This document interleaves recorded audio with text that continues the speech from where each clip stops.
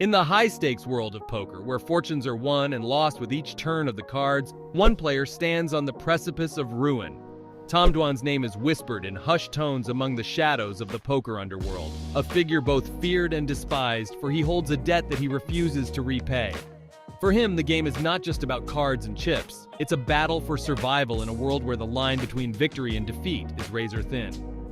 In this video, we're talking about how Tom Dwan, also known as Dur, is $1 million in debt and how he is dealing with that right now.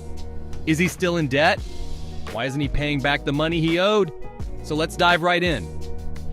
Tom is a prominent figure in the world of poker, who has faced persistent rumors and allegations regarding his financial obligations to various individuals and entities within the poker community. These allegations often revolve around substantial debts accrued through high-stakes cash games, prop bets, and other gambling activities. I'm glad that you did. So the Twitter rant, I seen one of them. It was towards Herolibus Vulgaris, who, recently called you out. Is that what's kind of got you grumpy? Herolibus and Peter both. I think that, I'm not saying I'm perfect in spots, right? I'm not even saying I dealt with either of those perfect, but both of them, there's been times in the past we talked and I said I didn't think they were being fair, and then they try to push things publicly. These debts are said to stem from unpaid wagers and challenges dating back to as early as 2009, contributing to a narrative of financial turmoil surrounding Dwan. While Dwan himself has occasionally addressed the topic, acknowledging the ups and downs of his financial journey, he has typically remained tight-lipped about specific debts or arrangements. Records, keeping track of the situation. So I'm not saying I'm perfect, haven't done shit wrong. Like that guy that had the piece of Peter that thought I had all of it or whatever, right? Like, I'm happy to have those kind of chats. If I've messed up some spot or whatever, like that went pretty easy.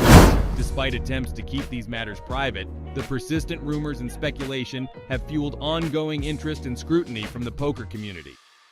Let's start with Tom's personality. There have always been two perspectives on him. On one hand, he's hailed as the youthful, aggressive player who ascended to poker stardom, earning him a place among the poker elite. This persona and his daring play style have become staple features in countless YouTube poker compilations, undoubtedly leaving an indelible mark on aspiring players throughout his illustrious career. Alright, let's get back to the allegations. As you might already know, Tom owes money to multiple people, and among those is none other than Peter Jetton. Tom and Peter are both prominent figures in the world of high-stakes poker, known for their skill, daring playstyles, and success in both online and live tournaments. While Dur is known for his aggressive and unpredictable playing style, Peter is known for his analytical approach and calm demeanor at the table. Jetton has accumulated significant winnings both online and in live tournaments. His consistency and skill have earned him respect among his peers and a solid reputation as a formidable competitor. The relationship between Dwan and Jetton extends beyond poker, as they have crossed paths numerous times in both friendly games and high-stakes battles. However, the trust between them has been damaged. It seems that initially, Dwan owed Jetton approximately $246,000 in buy-ins from the 2020 Aussie Millions event, where Tom had staked Jetton. However, according to Jetton, Dwan never followed through with payment for these buy-ins. Jetton took this to Twitter and tweeted the following: "I decided to tweet about Tom Dwan because I think there's zero chance of him actually paying me if I don't. My view is that he's got such a massive ego that even if he makes 20 minutes tomorrow, he'll punt it off gambling before he pays." After that tweet, Dwan did pay a part of his debt to Jetton, an amount of $30. This made Jetton think that Dwan would finally pay off his debt. However, things slowed down and Dwan stopped sending money to Jetton. At first glance, it seems like Tom might be in trouble, but there's more to it. It turns out Peter Jetton also owed some money. Dwan says he let Jetton off the hook for less than what he owed. Now, Dwan thinks Jetton should repay the favor, since he's making unbelievable accusations. When asked about owing Jetton money in a recent video interview, Dwan was straightforward with the reporter. He said, "We actually talked through fair. He would owe me a bunch. The makeup is worth more than the amount he was complaining about. I bailed the dude out a bunch of times, I helped him a bunch of times, and everyone around us knew that."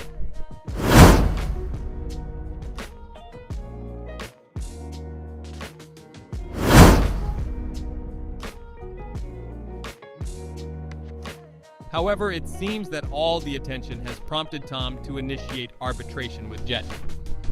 Some speculate that Tom's willingness to engage in arbitration might indicate confidence in his position and could be seen as a sign of strength. But Jetton is not the only person who Tom owed money to. Before we continue, please subscribe to our channel for more poker videos. So, our next victim is Haralabos Vulgaris. Dwan and him played and betted together in sports. Despite this, Vulgaris said that Tom owed him a total of $350 from accumulated losses, and Tom never paid him back. The relationship between them two is an intriguing one in the world of poker. Both players are highly respected for their skill and contributions to the game, but they come from different backgrounds and have distinct playing styles. Vulgaris, who made his mark as a professional sports bettor before transitioning to poker. Known for his deep understanding of mathematics and analytics, brought a unique perspective to the game. His analytical approach and strategic thinking have made him a formidable opponent at the poker table with numerous impressive tournament finishes to his name. While Dwan and Vulgaris have competed against each other in various poker tournaments and cash games over the years, their relationship extends beyond poker. Both players have been involved in high-stakes games and have shared insights and strategies with each other, contributing to their mutual respect and admiration. But the insane debt allegations between them strain their relationship, at least temporarily. According to Dwan, he allegedly had a debt of $1 million or 1.1 million inches owed to Haralabos a while ago, allegedly along with an additional sum of approximately $350,000. Dwan asserts that he attempted to put Haralabos in a precarious legal position regarding the bets, leading Dwan to believe he wasn't obligated to pay the additional money. From Dwan's standpoint, he disputes owing Haralabos that amount. During a recent Hustler Casino stream, the two were seated beside each other, coinciding with Dwan winning the largest pot in the show's history. Even Nick Airball, another poker player, took notice of the improbable seating arrangement and quipped, "This seat draw has to be rigged." The financially intertwined pair seemed cordial, but Haralabos brought up the debt after the $1 million Hustler Casino stream. He said Tom ghosted him and flew a private plane to whatever rock he crawled out from.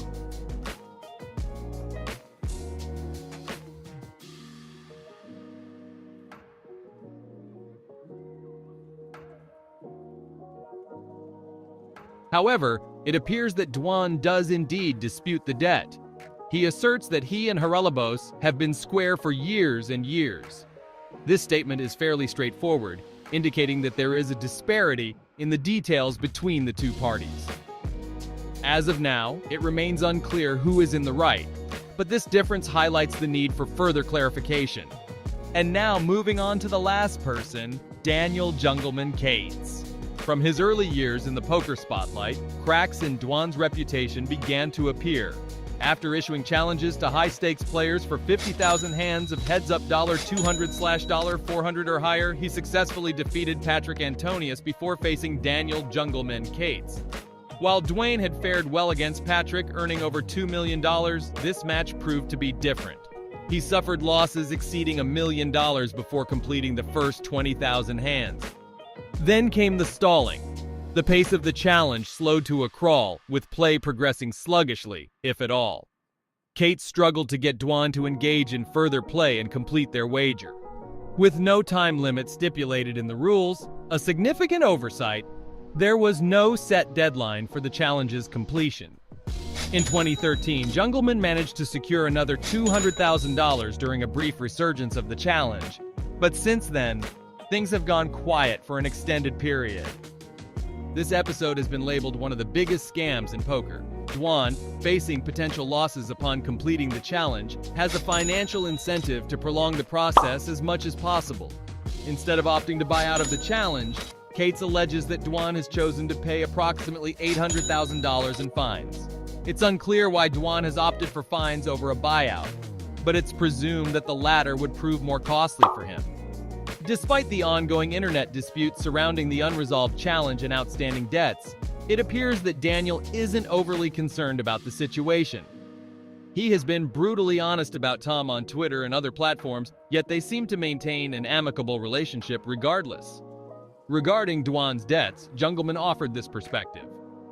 "If I am being truly honest, I believe that Tom likely spends excessively on frivolous things instead of fulfilling his financial obligations to others.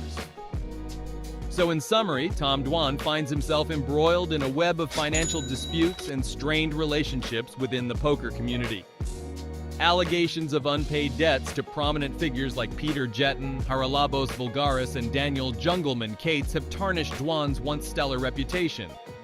Despite attempts to address and clarify these issues, Ike, I'll deal with Ike. I don't, and I was like, listen, as far as I'm concerned, any penny I give Ike goes to him. If he wants to give to Peter, I think that's bullshit, but I'm not going to say what he can and can't do, but like, I think Peter's being a scumbag and malicious. I don't know exactly the angle. I have my guesses. I told you some of them. uncertainty and skepticism persist. The recent announcement of Dwan joining ACR's team amidst these controversies has raised eyebrows and further fueled speculation. With the poker world watching closely, the resolution of these disputes and the impact on Dwan's future remain uncertain. Thanks for watching and good luck with your poker games.